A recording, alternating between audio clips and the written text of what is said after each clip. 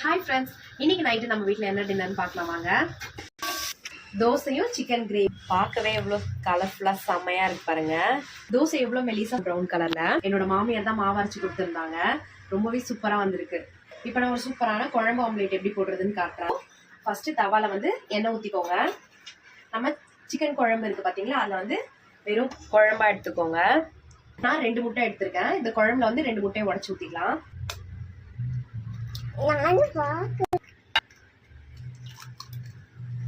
இப்போ இந்த குழம்போட இந்த முட்டையை நல்லா மிக்ஸ் பண்ணி விடுங்க.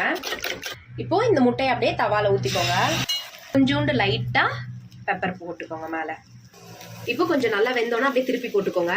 இப்போ நம்மளோட குழம்பு ஆம்லேட் ரெடி ஆயிடுச்சு. நல்லா சிக்கன் குழம்பு வச்சு முட்டையே பிடிக்காதவங்க கூட இந்த மாதிரி செஞ்சு கொடுத்தா ரொம்பவே விரும்பி சாப்பிடுவாங்க. நான் ஷர்வாக்காக தான் இப்படி செஞ்சு கொடுப்பேன். கண்டிப்பா நீங்களும் ட்ரை பண்ணி பாருங்க. நம்மளோட சேனல் சப்ஸ்கிரைப் பண்ணுங்க, பெல் பட்டனை கிளிக் பண்ணுங்க, மறக்காத லைக் பண்ணுங்க.